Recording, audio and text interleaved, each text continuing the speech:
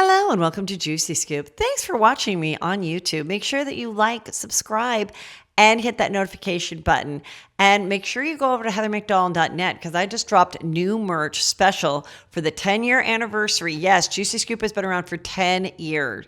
10 years. So you want to get the limited edition merch now because once it's gone, it's gone. So go over to heathermcdonald.net and click on the shop and find some real cute items like the one I'm wearing right now. And now for our show. Heather McDonald has got the juiciest scoop. When you're on the road, when you're on the go, Juicy Scoop is the show to know. She talks Hollywood tales, her real life Mr. Segment serial data and serial sister. You'll be addicted and addicted fast to the #1 tabloid real life podcast. Listen in, listen up. Woo woo. Heather McDonald, Juicy Scoop. First, let's talk about the latest news just popped up on my TMZ. This is huge in the Blake Lively, Justin Baldoni case. A judge just dismissed Justin's defamation lawsuit, which was against Blake Lively, Ryan Reynolds, and the New York Times for defamation. He believed by the article that was written in the New York Times that that was defaming him. And the judge said no, because the article that was written in the New York Times was based on a legal complaint that Blake made. And you really can't do that. Otherwise, anyone that would try to make a complaint about sexual harassment or anything, then the person could come back and say, you're defaming me by suing me or going to the police or whatever. So that is what I think is kind of behind it. Again, not a lawyer, but that's a huge win for her. Also, it is dismissed with prejudice, meaning he can't refile something similar based on a smear campaign, defamation, and also that he could be liable for her legal fees, which has cost millions of dollars that she spent so far. So, I don't think this is where we thought this was going. I'm kind of shocked, but I can see the logic behind it, the legal logic behind it. However, also in Blake Lively news, I thought this was kind of interesting. A girl, what I always say, a TikToker, left a shopping experience in New York and immediately got out of her phone. And she had like 197,000 followers and is like, I don't know how anyone could be a Blake Lively fan. I was just in a store in New York and she was, so rude. And she said to the person working there, can I see a fresh one of this item, something that, hasn't been out on display and other people have touched. And then her security came around and she was ignoring her kids and she was ignoring her nanny. And I don't know why anyone's her fan. So listen, I always think I think these stories have gotten out of hand because if every person that wasn't famous was being judged when they walked into a store or a restaurant on their behavior, I don't know. It's your right to see that behavior and make content out of it. But at the same time, I'm like, look, she's shopping. She's not there to watch her kids. She has a nanny. She's shopping. She's going to get what she wanted. And then I saw in the New York Post article that wrote about it, or whoever I read about it, Daily Mail or Page 6, that then she got these little patches for this little bag and she promoted the store and was like, look how cute this is. Blake did that. So I'm sure the store was more than thrilled to have her come shop. And, I don't know what this TikToker did, how many patches she bought, but I'm just saying, let's keep an open mind a little bit. This episode of Juicy Scoop is brought to you by Booking.com, Booking.yeah. From vacation rentals to hotels across the U.S., Booking.com has the ideal summer stay for absolutely anyone, even those who might seem impossible to please. I'm talking about a big family, maybe even a family reunion. You need to have a place for the kids to enjoy, like a fun pool. You want to have that great spa. Well, Booking.com has it all. So even if your family is difficult to please, they can find it. Find exactly what you're booking for. Booking.com, Booking.yeah. Book today on the site or in the app. Big Bravo news. Rachel Zoe of the Rachel Zoe Project, of the Rachel Zoe lifestyle line, has made the announcement. It is 100% true. She has joined the Real Housewives of Beverly Hills. I talked about this on my Patreon, which came out Friday, but I record on a Thursday, that I had heard this and it is true and everybody's thrilled. I don't think I saw one comment that was negative. And she has since gone on her Instagram to say how pleased she is with the response, how much it means to her. She always said she would come back to TV when it felt right. It's totally right. I mean, her kids are older. She got divorced. So we're going to see her dating and see her life a little bit. I don't know what's going on with actual, like, her brands, but obviously she's very successful. I know there was a time where she had one of those, remember FabFitFun boxes? I remember I promoted them and it would be like all these like products and then you'd get them and, oh, you get 4 a year and whatever. She did something like that. I know she had that thing. I know she had a podcast with her husband because I interviewed her. Obviously, I think she still has a podcast, but it's obviously not with a husband.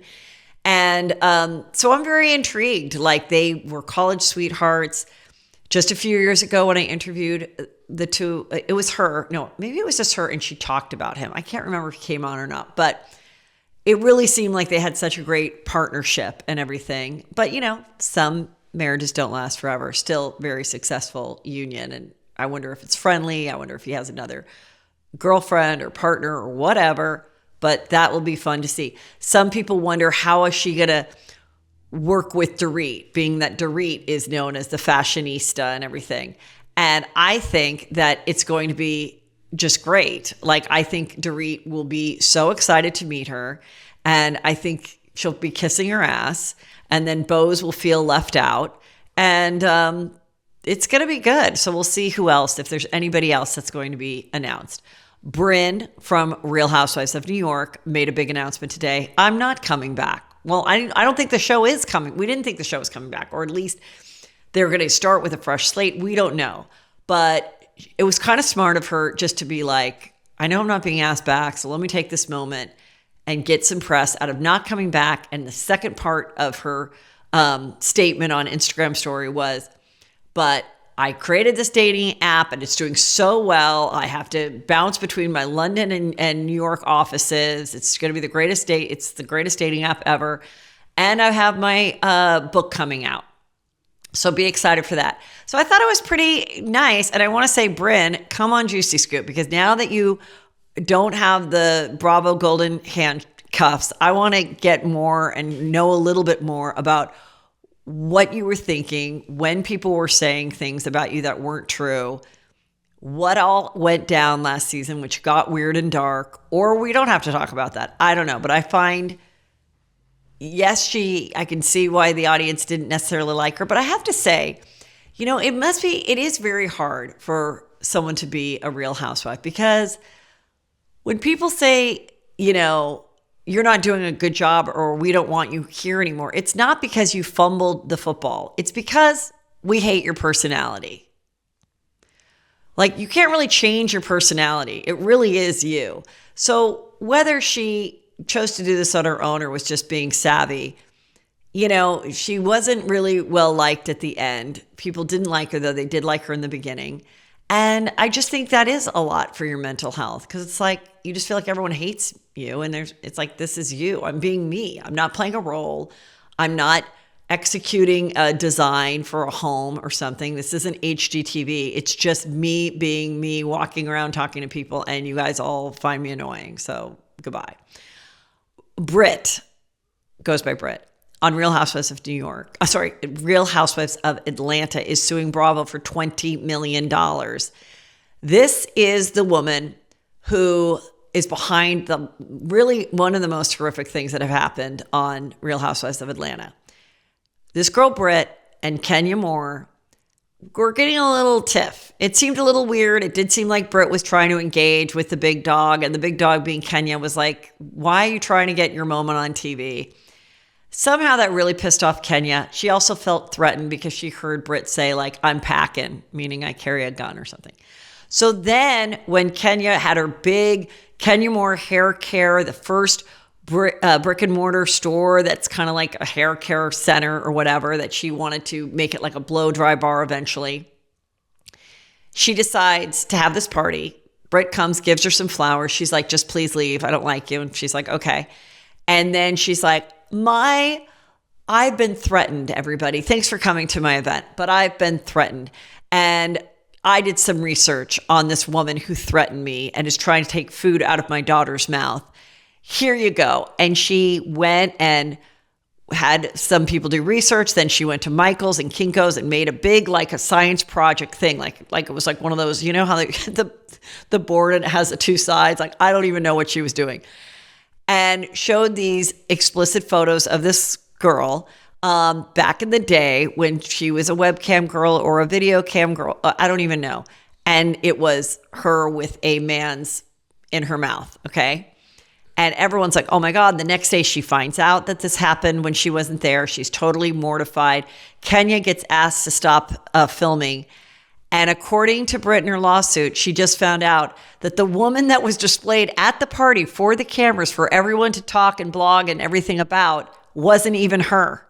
It wasn't her. According to her, it was not her. So she's stressed about all of this stuff, was horrified, was like, I don't know, I've done a lot of things in my life, that there was some revenge porn of me out there. And, you know, so now she's suing Bravo. Bravo has very strict contracts about suing each other for defamation. We're filming the way the show goes. You know, we can't keep what someone says out of their mouth.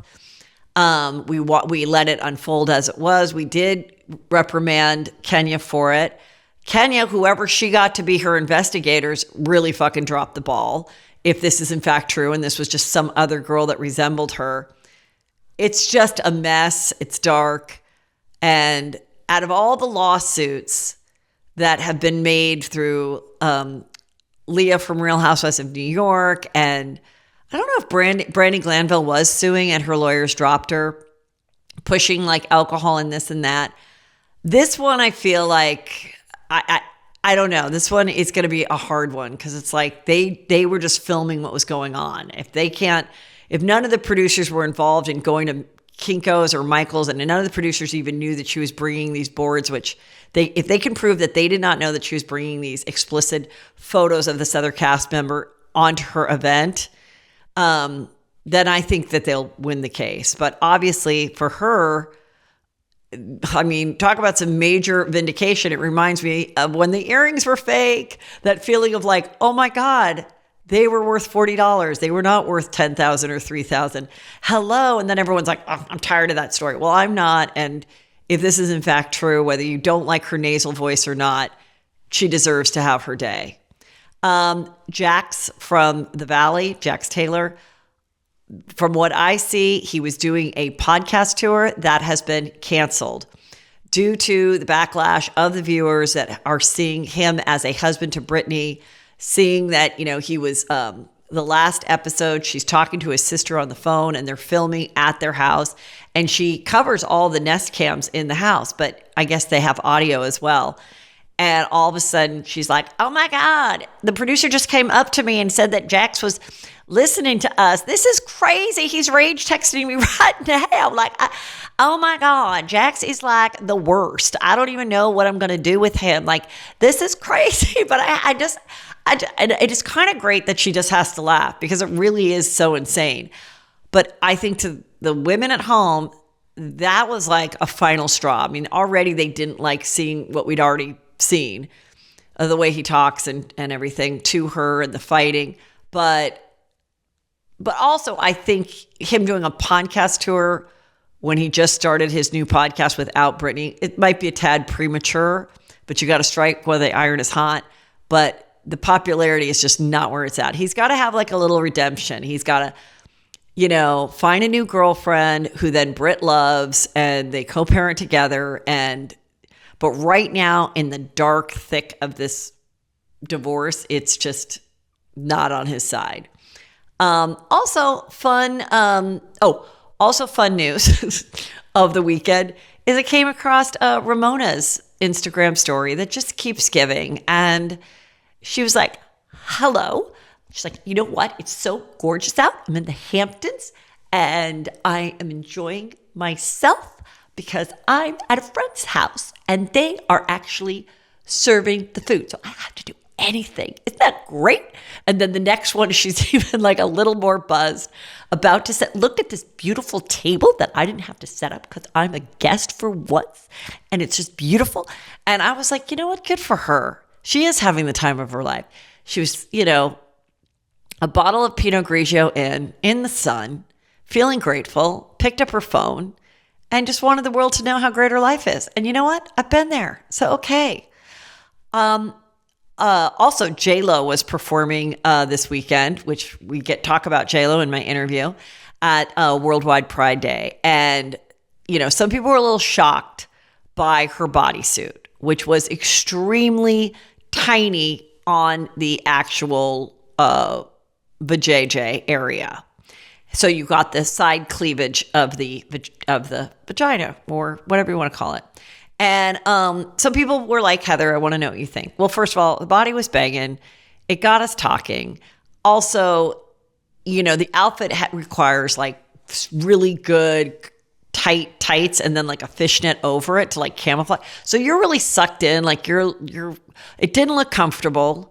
And thank you. Everyone said, Heather, your prediction is right. You said vagina cleavage was going to be all the rage this year, and here we are. It's been proven many times to be true that particular prediction is true. Also, just recently, I mean, you guys, it is getting kind of scary, the things I say on the show, and then like articles come out.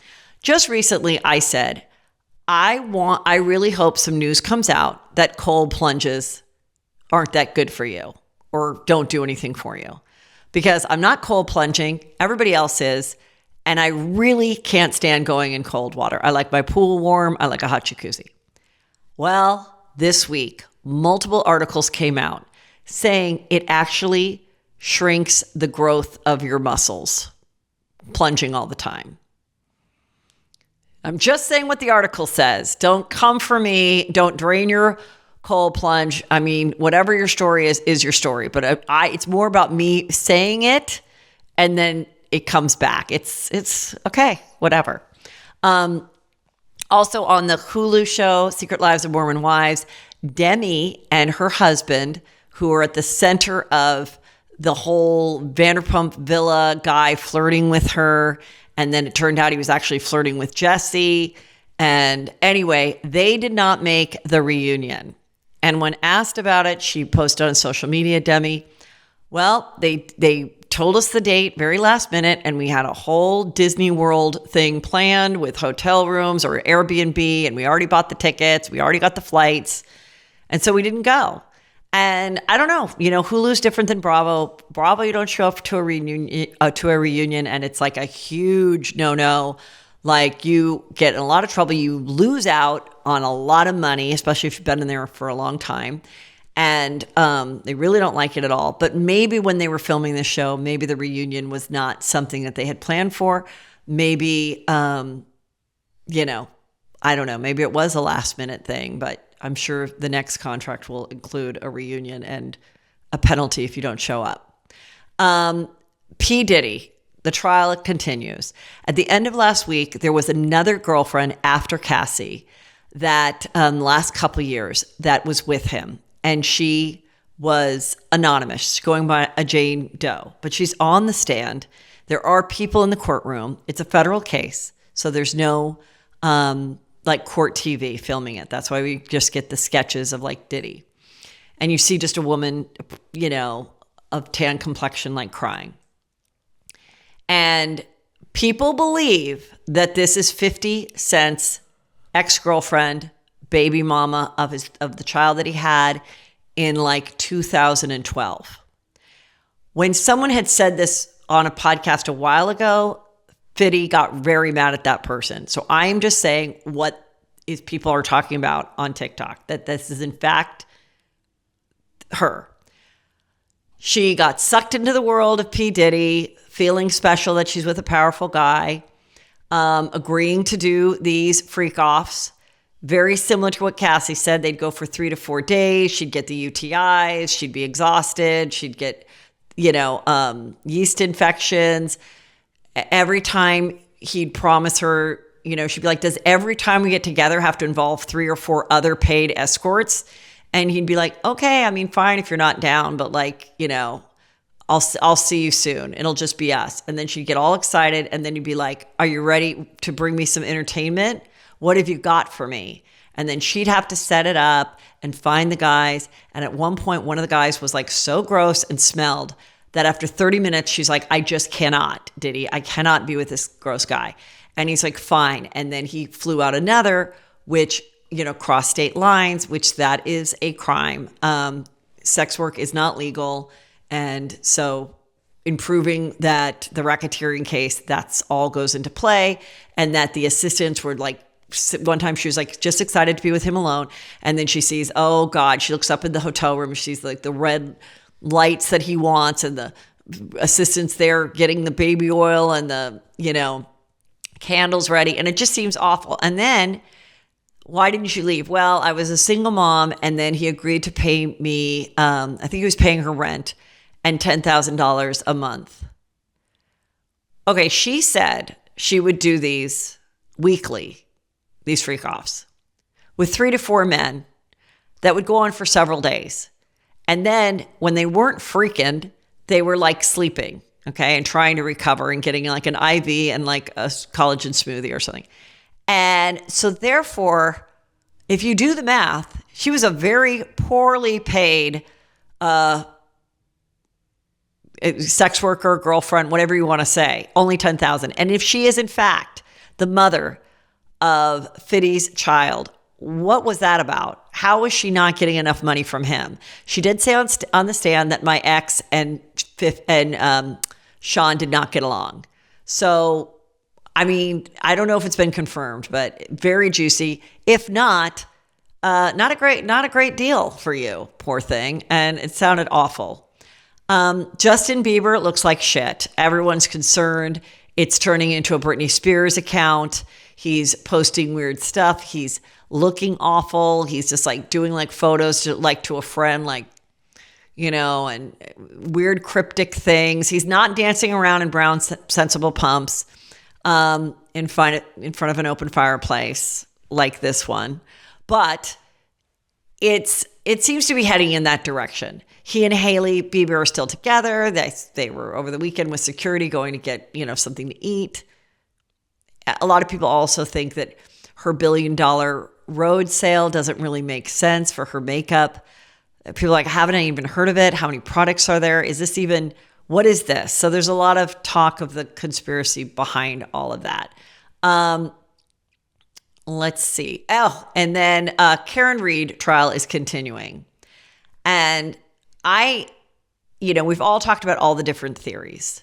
And first and foremost, there is enough doubt that she should not be convicted of any kind of murder or anything like that. Okay, so I'm going to say that, but I feel like this could have happened. And the only person that knows the truth is the dog who's missing, okay, the German Shepherd. If once AI is able to read the minds of dogs, we are going to be able to solve so many murders because the dog always knows what the fuck happened. The dog in the OJ case saw it all. That dog named Kato. Yes, there was Kato Kaling, but the dog was named Kato. Dogs see and know everything. If we could only just get them to talk. But what if he did go in the house?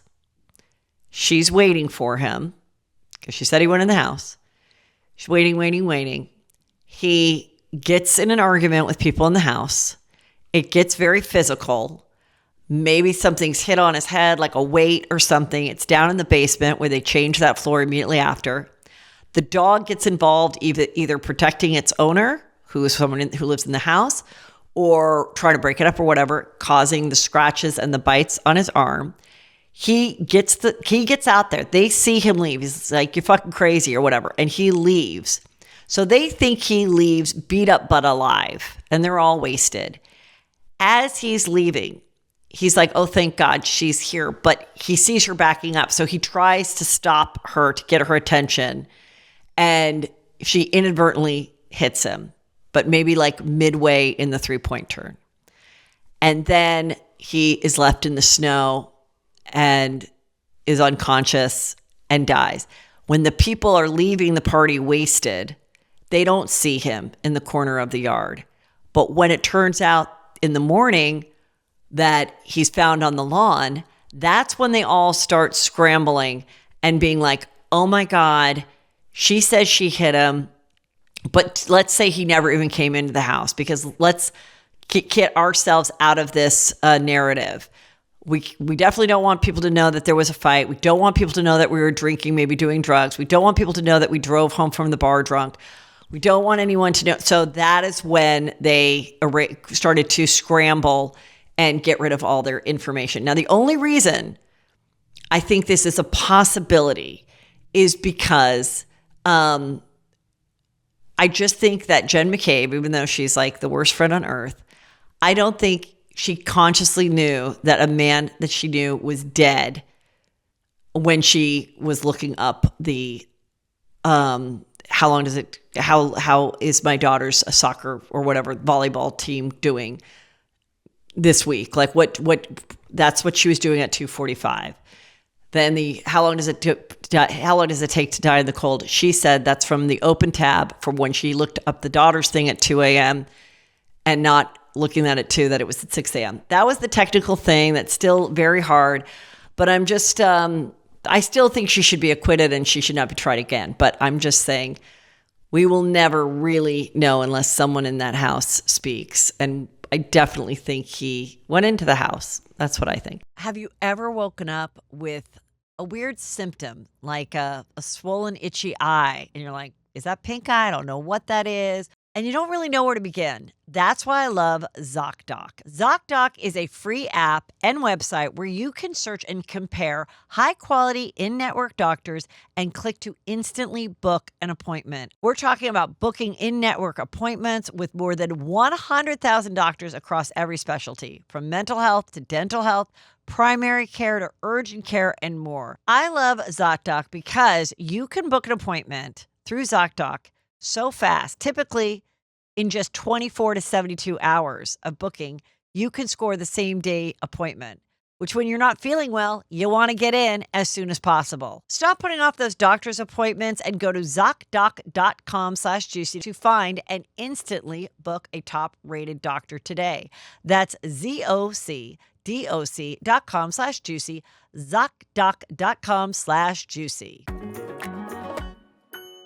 Ladies, it's time that you break up with your old, uncomfortable undies and bralettes, okay? Spring is here, and that means fresh starts, starting with Me Undies, giving your top drawer a major glow up. These ultra-modal, feel-free undies and bralettes are giving such comfort. I'm wearing them right now. I absolutely love them. They're in the cutest print. I don't want to show you, but they have like these little cocktail glasses on them, and I just feel like a fun lady. No, but they are so soft and comfortable, and it's just time. I can't believe I kept some of these gross underwear around for so long. Ladies, we deserve it. That's why you need your Me Undies. Spring into comfort with Me Undies. Support the show by going to MeUndies.com/JuicyScoop and using my code JuicyScoop to get 20% off your first order, plus free shipping. That's MeUndies.com/JuicyScoop, code JuicyScoop for 20% off plus free shipping. Me Undies, comfort from the outside in. Hello and welcome to Juicy Scoop. I'm really excited to talk to a very juicy interview. I know it will be because she is a Hollywood agent, was a Hollywood agent, turned author, executive producer of movie and TV shows, your own book, Climbing in Heels, which is all about, it's a fictional book based on some real characters, maybe, but about women trying to make it in Hollywood in the 80s on the executive side.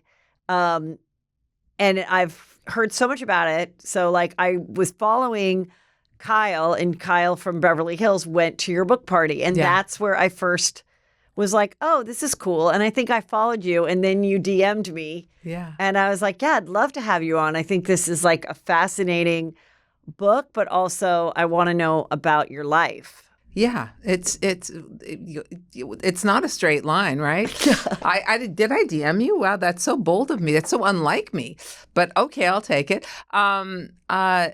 Or maybe I DM'd you and you responded. I don't know. Who cares? Either way, Yeah. it was, I mean, I think life is about the pivot. I think, this book is a fictional tale about 3 secretaries who come from very different backgrounds, who meet at the Sylvan Light Agency in 1980 Hollywood. And the terrain is rough, especially if in one of their cases, their wiggle was more waddle. They were not the cheese in the mousetrap that they were forced to run in. So they had to become different cheese. They had to figure out a way in. And it's before Me Too. And I don't know if I'm allowed to say this, but there's a lot of blow and blow jobs. It's the 1980s. But there's also a lot of tenacity. There's a lot of standing up when they pass you by and saying, I won't quit when they want you to. Right. It's the story of survival and friendship and betrayal and how some of the women become a lot like the monsters they worked for, right? That is so true. And I don't think people recognize that enough about executives in this business that are female or in any business. I've said it. I feel like sometimes they are not champions of other women because I don't want to judge. I certainly don't want to judge the characters in my book through the prism of 2025. Right. And I'd like to think that they think they are. Yes. But that it was funny. It's You Magazine did this article on me and they said, well, were you a monster? I said, at some point I probably was. You do your best to uphold your integrity. And then you look at the people around you and you become a force. When I was a little girl, there was a cartoon. I think his name was Vavoom. It would be before your time. And he would go up to mountains. He was a little Eskimo and he went up to mountains and he went, Vavoom! And the mountain blew apart. And that image, my sister-in-law, Mimi, gave me actually a cell from that cartoon because that image is emblazoned on my mind. I wanted in so badly. All of these characters in this book wanted to invent or reinvent their lives. And they were all formed and I guess informed by their mothers who were their fuel and their kryptonite, right? Nobody can bring you to your knees better than your mom. And I think that I can't judge them. I'd like to think that women now are more aware and more empowering. I know my producing partner is, Jennifer Lopez, has put me on her shoulders, on her skinny shoulders, but I've stood there, and has promoted my book and has embraced the fact that I'm not only a producer, I'm a writer. And I was her agent. So kind of reinforcing this idea that we can do more than one thing in life. So, okay, let's just go back. So you weren't really an agent in the 80s. You're too young for that. I wasn't an agent in the, no, I'm not too young. Thank you. Okay. Oh, thank you. I must look good today. I was an agent in the 80s. I started very young. I started at the age of 20. I graduated college early, and I was a secretary who, like Beanie Rosen in my book, whose wiggle was more waddle. I was too loud. I was too bold. I was too smart. I was too ambitious. And in those days, secretaries had to say they just wanted to be secretaries. The mailroom was the MALE room. And that's where the trainees went. That's where the boys went because they were training to be agents. And I finagled my way through. I found women who did support me. A woman named Toni Howard, who's still agenting. A woman named Sue Mengers, who was a legend, who was hard on me, but who saw my talent, and I think she saw herself in me. And they helped me through. They helped me navigate around the system that was designed to keep me out. And I became an agent in the late 80s, and I came out fast. I wanted, So did you ever work with the agent Iris Burton? Iris Burton, the child agent. I remember, I may have spoken to her. She was a generation before me. Right. But I know that she represented, I think her son was Barry Miller. She represented children. Yeah, but her son, do you remember the movie Fame? Did you ever see the movie? Yeah. The young guy in it, Barry Miller, who was a brilliant actor, is her son. Oh, wow. Yeah. She was an agent of child actors in the 80s, I think, but before me. So she was like very harsh. And so we lived in Woodland Hills, and this neighbor had these friends come over, and their kids had an agent. And my mom was like, I think my daughters would love to have an agent. And she goes, oh, well, then we'll introduce you to Iris Burton, our agent. And so anyway, we went up to her house, the three of us. Like, I remember going up these steps, and she looked at all three of us, my two sisters and I, and was like, okay, like, I'll represent you. Oh, and wow. then the other girls. Is this the 80s? This is the 80s. Mm-hmm. This would have been, even before then, this would have been like 1970, like 5 or 6. I see. Uh-huh. And then I just remember my mom thought it was like so harsh because this other family that had come to see if she didn't want them. And she said, leave the light on for the McDonald's, as they were going down these like scary steps in Hollywood. And then years later, she was still around and representing another person I knew, and I actually did like a caricature of her at the Groundlings because it was like she wanted identical twins. I haven't had a good set of twins since because twins would work twice the amount of time. And so I always just think of that as like, the harshness of seeing how hard, and then I never booked anything. It was a little bit, yeah. I mean, I think I spoke to her a few times but I worked at the William Morris Agency. So I'm still there. What happened to me was... Can you tell them I'm their client? I've been there for a long time. Oh, that's an interesting testimony. Just kidding, everybody. I was in love with this guy. In love with him. I grew up in the Valley. Uh-huh. I grew up, I was born in Pacoima. My mom called it Arleta. We moved to Sepulveda. My mom called it Northridge. I never knew where I lived. I just knew it wasn't good enough for my mom. Yeah. But I also learned that image was more important than truth. And I think that, for my mom, the measure of success was if you live south of the Boulevard being Ventura Boulevard. There was like the hills and the hills not. And we were in the hills not. But she kind of, the guy on the ice, Yes. the Zamboni machine? Yeah. She sort of nudged our reality into her truth, or her truth into our reality. So suddenly where are you from? We're from south of the Boulevard.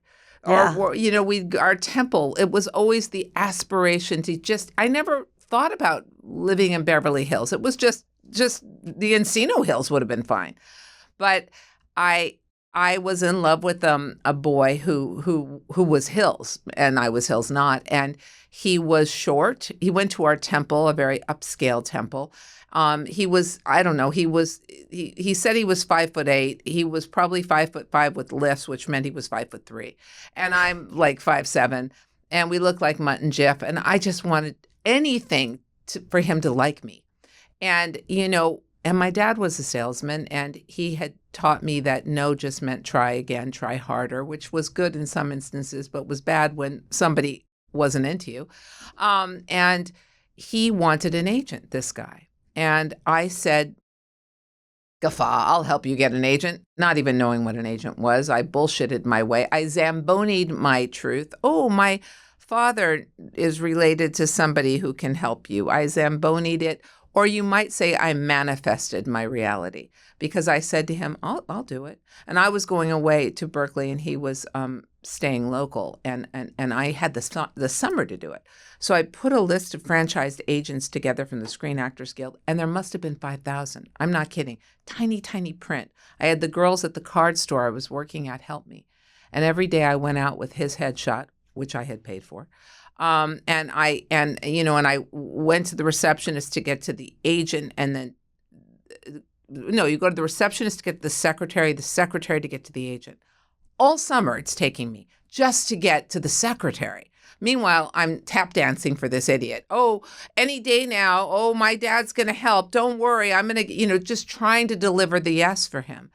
Finally, at the end of summer, I went to this one agency, and I saw the agent behind a scrim, and I was desperate, and I started jumping up and down, holding his picture, saying, I have Al Pacino in here. I have every short actor I could think of, Dustin Hoffman, Steve McQueen. So he comes out and he goes, who is he? I said, he's brilliant. You've got to just meet him. It'll take 10 minutes. What do you have to lose? He said 10 minutes.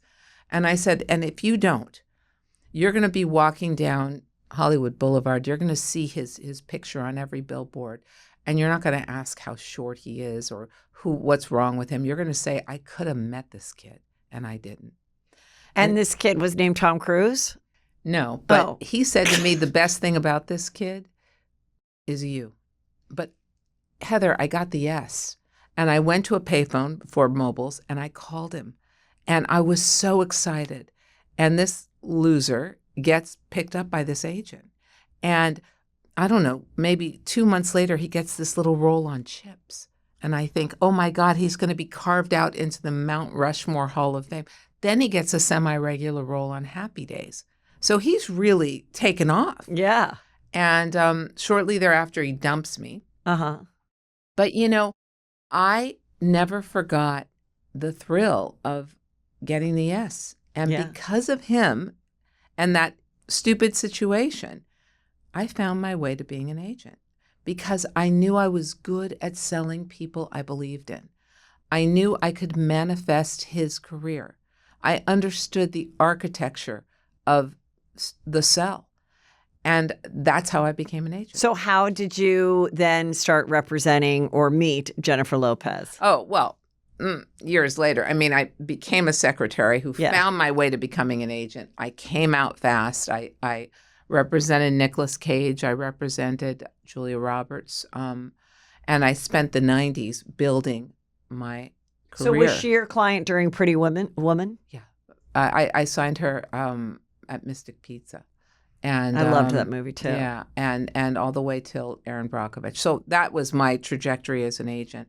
And we grew up together. Let me ask you a question. How I always wondered, how is it, because as someone who was aspiring to be an actor back in the day, how is it that you get a young talent like Julia Roberts and no, she's for movies, not for TV and not for a soap? Like it always used to be like, okay, you start out with commercials, then you might get a soap and you move your way up. But I'm always like, how do some of these really young, talented people just get like plucked and then on the movie train? Well, they have the right people in back of them.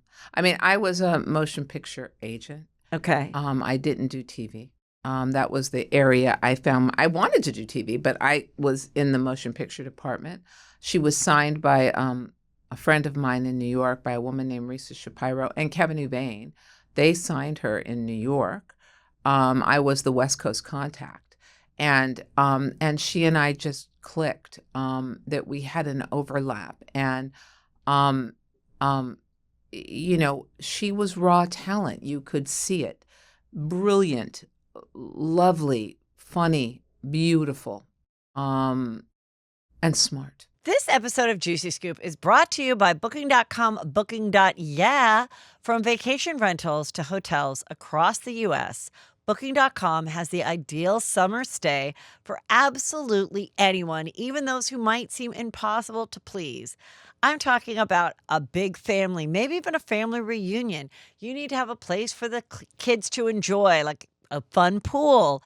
You want to have that great spa. Well, Booking.com has it all. So even if your family is difficult to please, they can find it. I know for me, it's about really good restaurants and a variety of them. I also want a walkable area around the hotel so I can wake up in the morning and enjoy my coffee and get a little exercise, whether it's the beach or the town. And one thing we all love is a really great pool. And I can find that at Booking.com. Find exactly what you're booking for. Booking.com, Booking.yeah. Book today on the site or in the app. One of the best parts about having a partner is sharing everything with them, including your fantasies. So whether you're looking to set the mood, try something new, or just share a little excitement, Dipsy's spicy audio stories are the best way for you and your partner to explore something new. Dipsea is the female-founded app for spicy audiobooks and more, created by women for the female gaze. Their app has over 1,000 spicy audiobooks, all crafted by a team of professional writers and top-tier narrators. With their easy-to-explore app, you can search for your favorite romance genre like contemporary, historical, dark, sports, western. You will love Dipsea.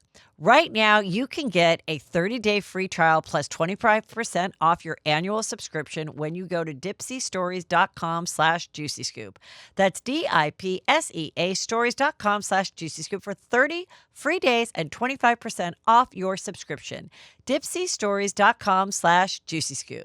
The best moments in life were not meant to be sitting in a box. That is why I love Legacy Box. Imagine reliving a favorite childhood memory with your siblings on a group chat. You can do that right now with Legacy Box. The process is simple. You send your Legacy Box filled with your tapes, reels, or photos, and their team in the U.S. hand digitizes everything. You get back your originals plus a digital copy on the cloud or a thumb drive. So whether it's Super 8 film, VHS tape, photo negative, they can do it all. I am so excited, you guys. I'm going through my stuff and I just came across a amazing sketch that I did actually at the Groundlings that I'm really excited for you guys to see. I just found the VHS tape today. Don't let your family story fade away on outdated formats. Preserve it, share it, pass it on. Go to legacybox.com/juicy to get 50% off today.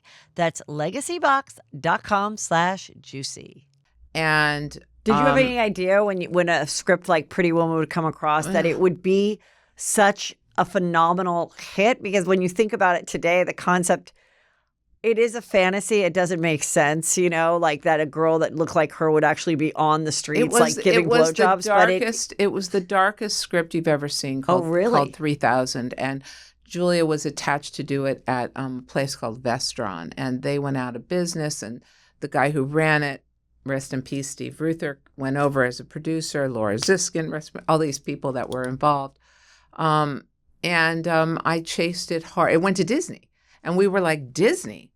And Jeffrey Katzenberg, who is a genius, saw the potential in what it could be, the Pygmalion of it all. And he hired Gary Marshall, genius. And Julia, we really had to campaign for that. And she tested, and then we had to get the guy, and we watched it sort of blossom into Pretty Woman. It was a dark script called 3000, written by Gary Lawton, I think that was his name. And it was remarkable. And I always thought, oddly, being from the Valley, because I grew up with Valley Girl, right? And it was like a joke. So did I. So yeah, Woodland Hills. And I'm sorry, but I was raised south of the Boulevard, and it was a big thing that we talked about. You were south of the Boulevard. Yes, because my parents were realtors, so they would constantly talk about south of the Boulevard. Yeah, we lived where the housekeepers lived. I didn't know the difference, except my mom did. But But then when I got to SC was the first time I realized to be from the Valley was trash. Well, that's the thing. I thought I was killing it. You didn't know that it was until Valley Girl happened for me. I thought it was the best place to be from. Yeah. And then I started not telling people I'm from the Valley. But you know what? Again, me being from the Valley informed my commercial instincts, because the Valley is your local mall. By the way, to this day, I'm very happy in a mall. The Valley is very middle America. So my tastes, I found, were very similar to female tastes, and they still are across the country. I learned to trust my instincts on material. And oddly, if it hadn't happened with my boyfriend, me getting him an agent, I think I would have just become a writer. Mm-hmm. But I realized I was good at more than one thing. Mm-hmm. And so I became an agent, and then I became a very successful agent. And in the 90s, I represented, Julia and Susan Sarandon. And so was part of your job then being able to detect if you thought a script had legs or not? Absolutely. Mm-hmm. It wasn't the ones we said yes to, it was the ones we said no to. And we were smart about it. And Julia had really good instincts as well. And I also worked with Madonna in the 90s. And Speaking of Pretty Woman, I remember reading a story that they thought Madonna would be good for Pretty Woman. And she said, oh, no, you need a much younger girl, like a 21-year-old. That's just something I remember reading in an article. I don't think that. I don't think that was accurate. I mean, I don't know. This was Pretty Woman was, I think, 89. No. I remember when they changed the title to Pretty Woman, we went, what? But Jeffrey Katzenberg, it's his genius. It's his genius. That movie, he was the architect, honestly. And I can't say it enough. He, especially in looking back and having a front row seat to all of that, it was wildly fun. But I didn't sign, by the time I signed Jennifer, it was, I don't know, 1998. And my husband saw her in a movie. And at that point, I was this big deal agent. I represented big stars, Nick Cage, and really big stars. So then you Spike were Lee. successful. So then where were you living then? In the Hollywood Hills, Beverly Hills? Where were you living when you were having to go to your office every day? Well, I'll tell you, I was at William Morris until 1990, and it kind of like what happens in the book that CAA was very much on the rise, and they were picking off the clients at William Morris. I felt like I was in a target practice, and I knew I had to leave, and so it was, do I go to CAA with a man named Michael Ovitz, who ran it, or do I go to ICM? And brilliant man named Jeff Berg called me and my partner at the time, Risa Shapiro, and we went to ICM with a group of other women. We all went there, causing William Morris to have to acquire another agency. It was pretty titanic. It was like a big tsunami when we went. I think it was 6 women who went. And on the cover of Los Angeles Magazine back then, it had William Morris with the Titanic sinking because we had tipped them. And part of us went because we weren't recognized the way the men were. And so then you were able to bring your top clients with you. My clients came with us. Yes, our clients came with us, but in '94, I wanted to move to New York. I had met my husband through Julia, actually, and he lived in New York, and I'd always wanted to live there. I always thought people thought I was from there. It sounded cool. It would be fun. And somebody at my agency said, if you do that, it'll kill your career. If you move to New York. If you move to New York, it'll kill no one will sign with you. You won't be hot anymore. And I was afraid. I didn't recognize my power, Heather. Yeah. I didn't realize, wait, I have the biggest star in the world. I was afraid. And then someone else came to me and said, do it. Always vote for yourself. And I'll never forget that advice because, I went to New York and then immediately I signed Madonna and Spike Lee and Matt Dillon, all of these people who at the time were just huge, and Jennifer Lopez. And Jennifer, I kind of felt like, and I was representing a lot of people in those days, but I thought if I don't represent you, I'm going to feel like devastated. I loved her because when I met her, first of all, I loved her talent. I loved the fact that she wanted to do more than one thing. I loved her resilience. But when I met her, the thing I noticed most was she's not judgmental. We had gone to this concert, this thing, and Barry Manilow was playing. And so I thought to be cool, I would say, Barry Manilow. And she looked at me and she said, I love him. I love his music. There's not a judgmental bone in this woman's body. She is somebody who looks at you and says, you can be and you should be whatever you need to be. And I had never met anybody like her. That's great. And so then when did you go from agent to let's produce these projects together? In 2000, I knew I wanted to write. And other than Jennifer, not a lot of my clients were excited about the idea of their agent being a writer. You know, it's weird how we keep people in one lane, right? As if you should make one decision your whole life and that's all you should do. God, it's not that you only live once. You only die once. You live every day. So if you have a passion to do more than one thing, don't marginalize yourself. Don't minimalize your talent. The fact that I'm a good writer made me a better agent. And it's kind of like Jennifer. Here's this woman who's this dancer who became this amazing actor. When you look at the breadth of her career, the role she's done, and how long she's been doing it. Yeah. And then who became this beautiful singer who's had like 80 billion streams. I mean, massive amounts of hits. And yet she's marginalized. You know, I saw this interview, it was resurfaced recently, made me enraged. And look, it's old. I'm sure it's not the way she feels anymore, I would hope. But it was such an interesting interview that Larry King did with Mariah Carey, where Mariah said, does it make you upset that Jennifer Lopez is such a big superstar? And she said, well, I'm a singer. Implying, of course, that Jennifer wasn't. Now, our next movie is Kiss of the Spider Woman.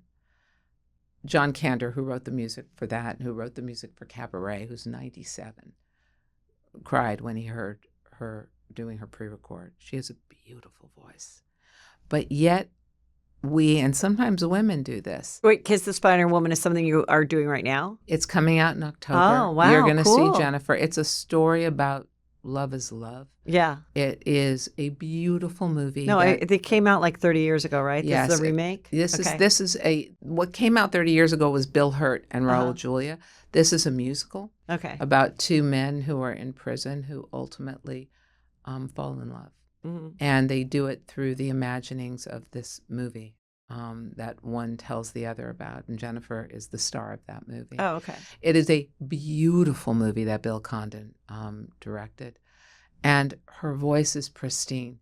And I just think, you know, it's a shame that we marginalize people for doing more than one thing. It's almost as if our fear that we only do one thing causes us to limit them or limit their talent. She's extraordinary. And because of her, I was able to sort of stand in my truth and go, I'm a pretty good writer. And I'm a good producer. And I've never stopped being an agent. Right. You know, you can do more than one thing in life. Heather, you're a brilliant stand-up. I love Groundlings, by the way. I didn't realize that you were in the Groundlings. I used to go there. It's funny because you say about, you know, oh, you know, you pivoted whatever from stand-up to this. I still am a stand-up. But now I want people to say I'm a stand-up because everyone has a podcast. So, you know, in talking about how, you know, it's like everyone's an influencer. Yeah. Everyone is on Instagram. Like we were watching the Pee Wee Herman doc last night. And I was saying to my son, it was good. It was a little too much about the shows, to be honest. Okay. Like I wanted to just kind of get more to like his life. And, you know, he's passed and he's really brilliant in the documentary. Like he's funny as he's just like messing with the documentarian. But, you know, unless you were a super fan of it was a little too much on like, and then in this episode, I was like, okay, come on. Yeah. But I was trying to explain that like there were only like a handful of famous people, you know, and it was special when a famous person did a TV appearance. Like if Cher was going to be on it was a big deal. Now the most famous people are on Instagram. We see their outfits before the Oscars. They're you know, selling just like a 25-year-old selling, which I get it. That's life. Hollywood's changed. But I think so then sometimes when you're doing something that then everybody's doing, you're like, well, everyone can have a podcast in my case. Not everyone can do stand-up. So it's like I kind of want to like, you know, and so when I did a thing the other day, their description of me, which I changed, and they didn't make the change in time, which is fine, was our next presenter, you know, is a great comedian, and she also has her own podcast called Juicy Scoop. I'm like, who doesn't have their own podcast? There's literally 2 billion podcasts. I'm like, No, that's not. I was like, that's not really how I want to be because, like, just because, so I get how people sometimes are thinking, like, wow, my identity has changed because so many other people have maybe. But here's the thing: you have a really fun podcast because and because I'm getting asked to do so many of them, I was like, and I watched yours, and it's fun. But you're also a phenomenal comedian, and if you wanted to be a writer. I haven't written 2 books, but that's there okay. you go. But then the point is that in life, I don't think it's ever too late to pivot. No, it's never too late, and I think it's really great. And I'm curious to, like, did you always have this idea, and why did you decide to do fiction instead of a nonfiction like memoir of like? Because this is far more interesting than my life. I mean, these girls are far more bawdy and brave and witty and desperate, and you can turn left in fiction. I in the book I go back. It takes place in the 80s, so I do flashbacks to show who they were. So I'm back in the 60s. In some cases, I'm back in the 50s. In some cases, I'm back in the 30s. There's a character, a woman, who is a ball buster in the 80s. She's already achieved her success. And I go back to watching how she achieved it. And I do use, I season it with real people, with people who were famous in those days, in the 30s, in the 50s, in the 60s, in the 80s. So I season it that way, but the characters are fictional. But there's some things in there that I'd heard about. I remember so clearly this assistant saying to me, and I dramatize this in the book, where an actress, where the secretary came into this agent's office and found an earring. And the secretary says to the trainee, "Whose is this?" And what you discover is that the agent would audition actresses every Wednesday.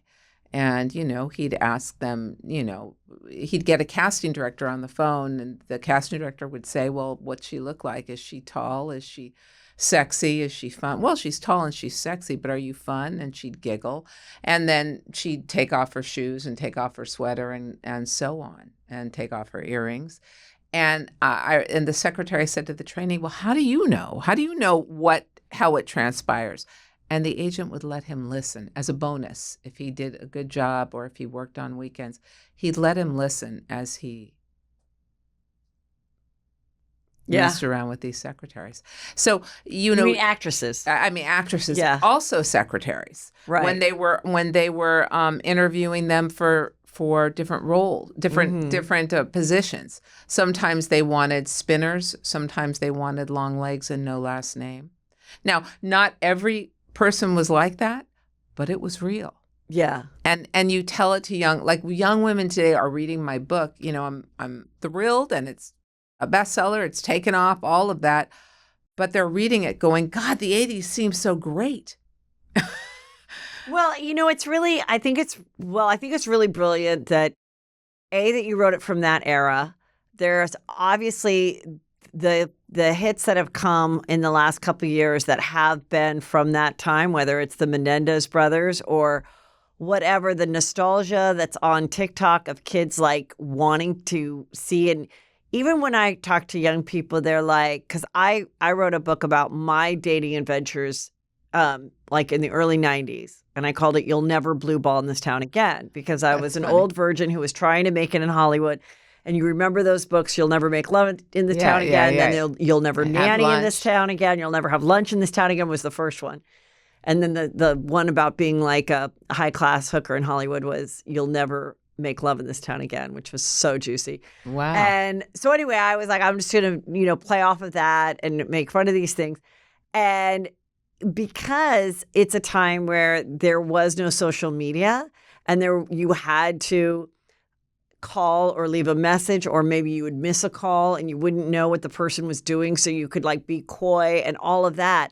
I feel like the Gen Z, it's like, what was that like? They want to dive into that world. They do. And watch it and read about it and imagine what life was like before everything was online. And it's fun. I mean, look, hair was big, the shoulder pads were big, the phones were big. But there were other things that weren't so big, even though they thought they were. Yeah. It was fun, but the truth is it was all we knew. I didn't take a moment to think, gee, this is unfair, or gee, this is hard. It was just the terrain that I was facing. So I had to think, how do I get in? How do I get the yes? Because no just meant try again, try harder, which is really great if you want to be an agent. May not be so great personally, but it's really great if you want to be an agent. And it was a great training ground. My mother sort of manifesting the life she wanted, and my father teaching me that no just meant try again. Was there any client or project that you did turn down that you maybe didn't regret, but they went on to enormous success, and you're like, oh, like when you hear about actors passing on big scripts and I had a stuff? client who shall remain nameless. I never, ever want to tell tales, nor will I. But Well, you don't have to say the names. They were offered Sleepless in Seattle and did not do it. And I was on my knees. But again, out of that, I was able to develop a great friendship with Nora Ephron, rest her soul, who told me back in 2000, you need to write. You need to write. There's a lovely man named Ron Bass. He was a lawyer who became a screenwriter. He wrote some of our favorite movies. He wrote Sleeping with the Enemy. He wrote My Best Friend's Wedding, and they were doing a reshoot on it. So he came into my office, and we were bullshitting around. We always used to talk about ideas, he and I loved it. And he came in and he said they're doing a reshoot on it, and this is what we're trying to figure out. So I pitched him something, and he called me later. He said, "Would you write that down? Just the way you pitched it." And I said, "No, you." And he brought me the next day Final Draft, which is a computer program. Yeah. Computers were kind of new then. It was like 95, I guess.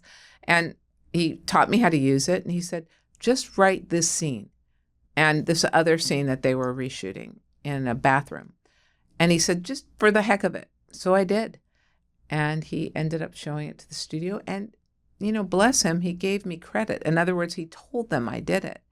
And he made me believe in myself in a way that really helped me stop being afraid. I was afraid to admit I wanted to do anything other than agent or anything other than produce. I was afraid I'd be judged. I was afraid it would somehow minimize one, So I guess that's why I'm so enamored with Jennifer, because she recognized that my ability to be a storyteller made me a better agent, and she didn't make me stay in one lane.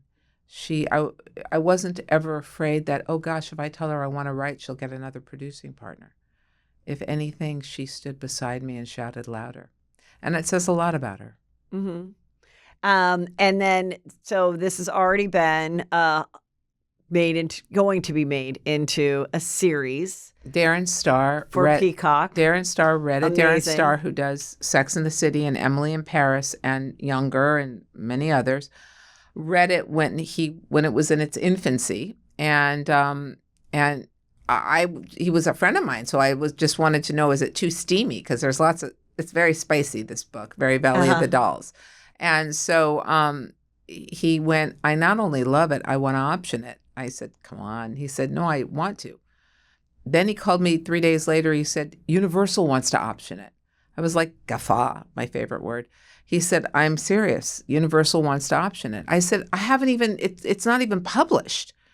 Universal optioned it. Then we got a call from Peacock who said, "We will give you a straight to series order if you don't go anywhere else." So we're going to be a series. So right now we're writing the outline.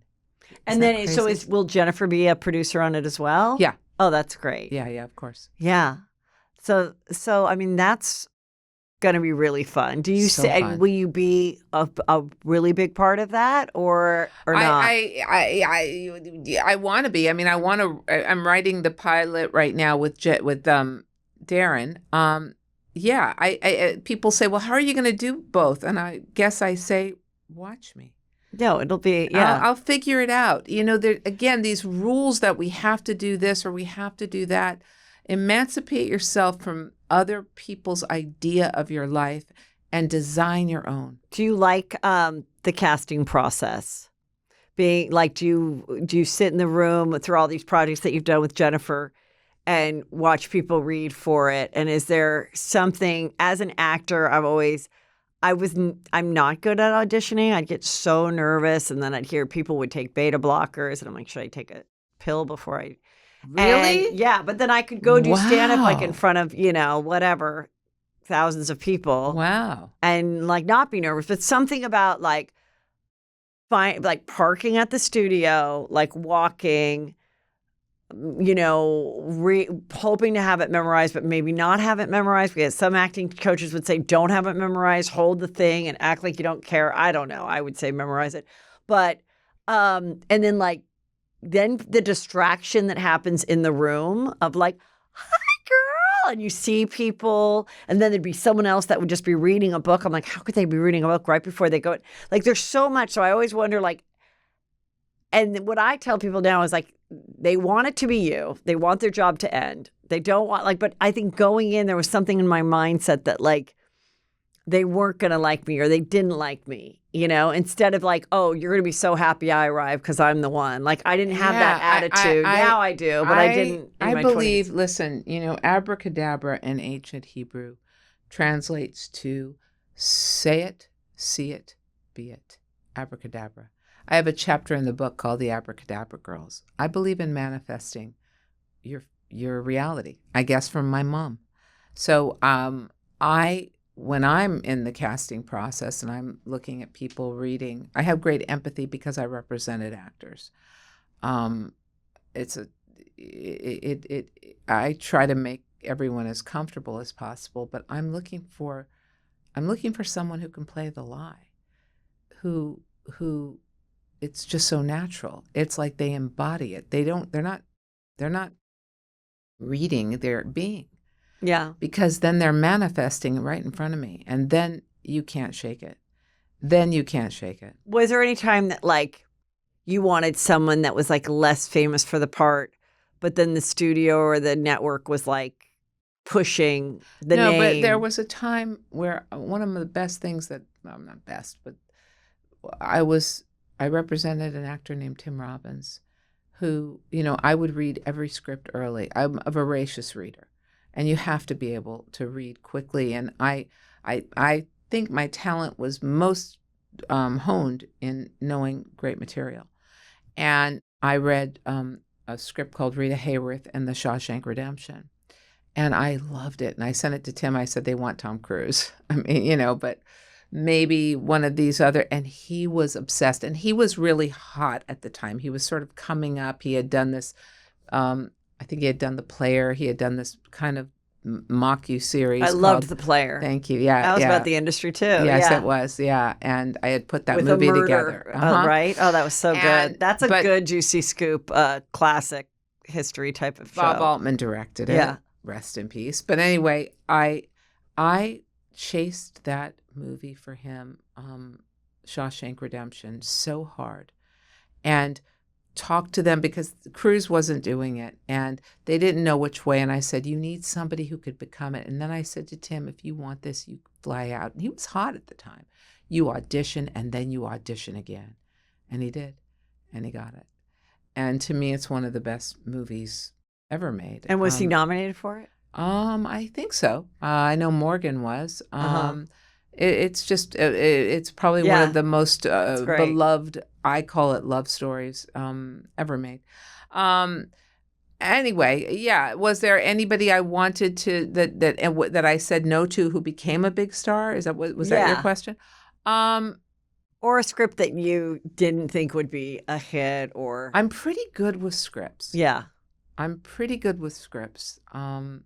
Look, sometimes things can hit and they aren't great and they hit. Yeah. But I'm pretty good. And you can't base success on box office. You have to base success on, are you happy with it? Are you proud of it? Are you happy to have it on your resume? Here's like a hard question. What about when you have to call the client? Yeah. And say they didn't get something. Well, that's hard, but also, tell me that, and then I have my next question. These are fun questions. Yeah. Nobody's asked me these. This is fun. It's devastating. When my clients got a yes, it was like I got a yes. When Julia won the Oscar for Aaron Burr, I won that Oscar. Conversely, when I have to call somebody and say, here, let's just do it, because I've heard it a lot. What? Okay, Uh-huh. I'm not getting it. Mm-hmm. So, ding-a-ling-a-ling. Hello. Hi, Heather. Hi. So they're going a different way. And I think it's ridiculous. And, but here's the thing. The casting director loves you. The director wants to find something else. And inside, though, while I'm telling you this, I'm dying with you. I'm dying with you. But my goal is not to show you I'm dying with you. My goal is to show you that there's another life ahead. But I just want to ask you, a big B. Oh, you're being you now. Because I thought, are they going with a blonde? Because I told you I would have dyed my hair blonde. And I'm just wondering, should I have dyed my hair blonde with that last callback? No, they're going with a guy. Oh, well, then I guess I can't compete with that. No, but when you have to say no to somebody, you also have to keep them afloat. Yeah. Because the truth is, I would do such a good job keeping them afloat. Yeah. Zamboning the truth. Yeah. So that they felt a little bit better. But inside, I was dying because I felt so bad. So then I'd go and eat. I'm not kidding. To quiet the noise, I would eat. And it would quiet my own devastation because nobody was comforting me. But when I was a good agent, I made sure that my client was comforted. Okay, so now I have another uncomfortable call that you have to make. Uh-huh. You hired me. I mean, not hired me, but we were working together. You're my agent. And I just haven't booked anything. And it's just I'm not the next Ellen like you thought I was going to be. And you got to just set me free because it's just not popping. Okay. So now you got to let me go. So we're doing improvs now, right? Yeah. Okay. I just want to know what it's like to have to be on the other side because I've been on the receiving of all these calls. All right. Well, Heather, and I want to know listen. what goes through your head as the agent. Okay. So they had this internal meeting and they're making us cull our lists. And here's the truth. This agency is not doing the job for you they should be. And I think you felt it, and I've felt it, and I am going to recommend you to this other agency and screw them for making me do this because I believe in you, and I'm never going to stop believing in you. And that's what you would say, even if you did kind of want to dump me too. If you were my client, I wouldn't want to dump you. Even if you weren't getting jobs. I would be blaming everyone else. I didn't turn on people. I was very select who I represented. I didn't represent hundreds, and I believed in them, even when the town didn't. Now, did you ever have somebody, a client that you worked very hard for, that either got poached or they called you and said, "I'm so sorry, you're great." God! I had a guy who was a bit of a pain in the ass. He was a filmmaker who was a bit of a pain in the ass. I was like, fuck, I can't believe I have to talk to him again. He's going to ask me about why nobody's buying his script. And oh God. And then he really was upset that nobody was buying the script. And he called me and he said, look, I think I'm going to have to find another agent. And I was devastated. Yeah. And did I have clients that got poached? I had people trying to poach my clients, so I had to be careful. The Oscars weren't fun for me because I would think because then the agents, if your client won, then all the other agents from the other agencies would sort of circle, and you was just you alone, and they might mention a script that you hadn't mentioned, and oh my God, and why didn't you think of that? And it was a lot of pressure. It was hard back in the. Yeah, 90s. I mean, it was the 90s. I'm just wondering, now, if you have a client or whatever, and you open up their Instagram and you think everything's good, and then there's just happens to be a photo of them with like a competition agent like smiling. You're like, oh fuck, they talked like If I was Yeah. an agent, yeah. Yeah. It's funny. Our next movie, Jen and I are making a movie with Robert Zemeckis in the fall. We're excited about really fun thriller. And I was talking to Mr. Zemeckis about movie stars. He said, Jennifer's one of the few remaining movie stars. I mean, other than like Leonardo DiCaprio, Sandra Bullock, Jennifer Lopez, Margot Robbie, Scarlett Johansson, Tom Cruise, but there aren't a lot, as you said. Yeah. They're like influencers. They're I don't know. They own makeup lines. They're Yeah, not. yeah. It's as theatrical business is waning. Yeah, I mean, I can't blame them. Like, I can't blame anybody for doing it all. Like, you got to, like you said, got to pivot, got to make it happen, but then. I don't blame, believe me, I don't blame them. I think Yeah. it's great to do more than one thing, and I don't judge anybody. But the way of the movie star in the 90s, I guess maybe the reason this book is resonating, Yeah. it was a different time. Yeah, it's a different time. People went to movies every Friday and Saturday. Every single week you went to movies. That's what you did on the weekends. Yeah. Now Yeah, and it was like, if you didn't, maybe there'd be one movie that was nominated for the Oscars that you hadn't seen. But most of them, I would make sure I saw every single one. Now it's like, I don't know. It's so weird and now there's they're too streaming. much. Now Yeah. they're streaming. Now you're watching them at home. Every Friday and Saturday in the 90s, what movie are you going to go see? Well, I'm going to go see this Friday and this Saturday, and maybe Sunday you'd see an afternoon movie. It was just the thing you did. Kids did it. Parents did it. Yeah. Children did it. So the Disney movies, it was what you did. So the culture has changed. Right. And with it, I don't fault anybody for doing more than one thing, and I celebrate them. But the way of the movie star has changed. Right.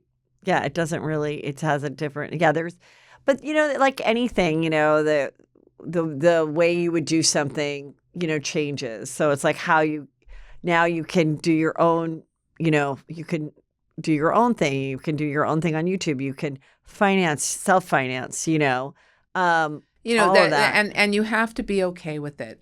Somebody said to me, well, God, what do you think? Kim Kardashian's an actress now. I said, good for her. Yeah. Well, good for her. I mean, you can play the referee, right? And you could call foul, but the game's down here. So play the game. Life is about the pivot. Play the game. Back in the day in the 90s, no star would do endorsements. They wouldn't do commercials. Mm-hmm. At all. Now you see Clooney and Pitt and everybody. They judged television. They judged commercials. Now they aren't. Right. Well, that's where I think sometimes it's like, I mean, I would remember on a smaller level when I was at the Groundlings, I was also pursuing stand-up, and they were really snobby to me. Wow. They were like, oh, you're at the Chuckle Hut, like you're hokey or hacky or whatever. And then they realized, and I was like, well, I like stand-up because I only need me. You guys need 4 other people to do your sketch or whatever. And then that's when like they started doing this Hot Cup of Talk and like Kathy Griffin, and they started to realize, oh, we'll just do like an alternative way of doing stand-up, which is just basically storytelling. But then they all kind of started to become stand-ups too, because it's just it's an easier way to go. Like, not to depend on another is that player. what you love to do most? I mean, I feel like it is the most, like I said, I think it's very few people can do stand-up. People can act in a sitcom. People can get comedic timing. People can do podcasting. People can do sketch. But like to actually stand on stage for like an hour and 15 or an hour and a half and keep the audience like rolling and laughing is such a unique talent. So I'll never like stop doing it, but it's hard. Like you gotta sell tickets, you gotta pack a bag, you gotta book, you gotta get on a flight, you gotta hope that flight's not late. Like all of that part is not the fun part. Do you like acting? But actually getting on stage is fun. Yeah, I mean, I loved. I have done it and everything, but then it was interesting how so then when I was on Chelsea Lately for many years, writing and producing that, and we had this like secondary show called After Lately, which was like, Oh yeah, I remember. it was kind of like a Curb Your Enthusiasm, but we were playing ourselves, but like exaggerated, and things would happen throughout the year, like to me or my kids, and then we had like a second team that would go, oh my God, that's great for After Lately. Let's save that story and like, finesse it. And so then after the show ended, I was like, okay, so now I want to like get back into acting, go out on auditions. And basically the people that were representing me at the time, which I like honesty. So it didn't bother. They basically said, look, at your age, Wow. like I was like 43. Wait, let me think how old I would have been when the show ended. Yeah, like 43 or 44, whatever. And they're like, there's so many other women that have been the sitcom mom, that have the shows to back it up, that it's going to be really hard for someone to want to take a gamble on you, even though I'm kind of a known name and funny, over, the Jolie, Jolie Fish, is that her name? Jolie Fisher, Leah Remini, all those type of, Cheryl Hines, all those people that had consecutively booked things. They were always the wife. They were always the next door neighbor. And so I was kind of like, all right, I can see that. Like if I'm going to build a pool, this guy might have the coolest design, but if he's only built 2 pools, I think I'm going to go with the person that built 50 pools. So I kind of got it. And I was like, all right, well then I just will have to continue making my own thing. And I'm so grateful because... But so odd that you felt, or they felt you had to choose, because you don't. I guess that's my point. I don't know that they weren't going to send me out on things. So then I don't know how I was going to get them. Yeah. And then I was literally like, well, you're right. If it's such a challenge and it took, it takes a whole day to audition. Like you have to practice, you have to get your outfit, you have to drive down there. Then you're really into the whole prep of these things. Because maybe I made too big of a deal out of it. Maybe I should have, but to me, it would take a whole day out. No, it does. It and does. So then I was kind of like, well, I'm not doing I'm not booking whatever. I never turned down an audition in my life. Would never turn down an audition or work. But then I sort of stopped bugging them because I just was like, all right. And then I was like, well, why am I not going out on like talk show things anymore? Because I was up for actually Jennifer Lopez and her sister were going to do a talk show, like a younger, hipper view. Oh, yeah. And I tested for that. Oh, wow. But I didn't get it. But that's fine.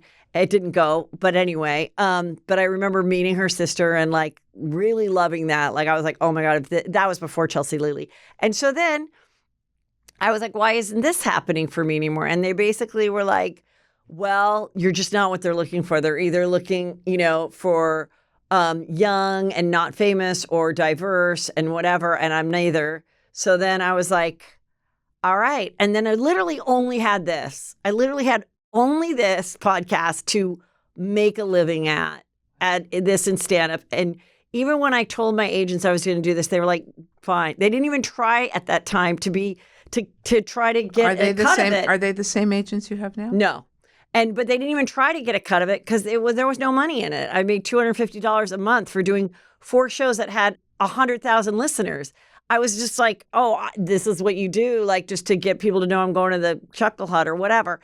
And so, yeah, so now that it's here, like now that it's, and everybody and every star is trying to do it, I don't blame them, but it's like, the veterans of podcasting kind of do go, it feels a little like less, because it was the thing that was made sort of made you special. But yeah. Here's my thing after listening to your story. I would say it's not too late. You should start auditioning and stop breaking it down. I mean, look, I do that too because I have to figure out my time. Yeah. Because here I wrote a book about background people and suddenly I'm in the foreground. So I have like a day job where I'm producing and I'm running a company. And then I have this job where I'm promoting, my series. It's psycho. But so I do that. I go, okay, so if I'm going to do this, it's going to take this amount of time and I got to put some makeup on and, but I would say get out of your head. Yeah. And audition. Tell your agents that you want to If audition. anybody would like to send me an audition, I will go. No. You've got to be the fuel for your own career. You can't just wait for them. Well, tell them. I mean, honestly, that's why I did just kind of. That's why I made this, because I was tired of like waiting and asking and begging. And honestly, like it would be fun, but I'm also extremely creatively satisfied being my own boss doing this. I don't have like they're not mutually exclusive. Yeah, you need to do what you want to do. I But love my talking point to you about and this. my point is that really for anybody listening, that figure out a way. There aren't. I'm looking at this, whatever that is, that piece of art. That's careers. There's no straight line. Yeah. I have an age range. I never say my age, but I'm north of the boulevard, north of 50, and quite north of 50. And I wrote a book, right? And because it was the right time, and I've been a writer my whole life. So my point is that okay. Tell your agents, put me up for things. Put me up for things. Put me up for things where they need somebody. They now have these web shows. The idea of YouTube is so interesting because it sort of, to me, it just promotes the narcissistic idea of us filming ourselves. But that's the world we live in. But this show is on YouTube. Okay, and that's the world we live in. Yeah, I think it's. Oh, I don't mind YouTube. Yeah. I'm saying that it's an interesting title for what the world has become. Right. Where we film ourselves, where we sit like this and we validate ourselves this way. Of course it's the next generation for it. Yeah.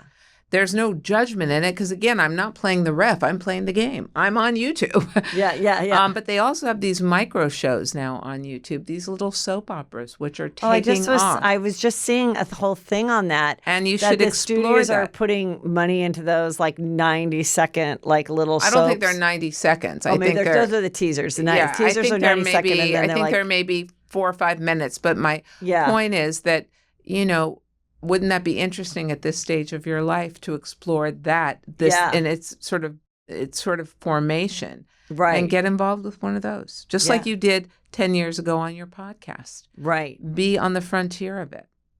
Yeah, that's what I would say as an ex-architect of careers. Yeah, I think that's a great like that? idea. Yeah, I love it. Yeah, it's true. Free advice. It's funny because I just saw a TikTok video on that.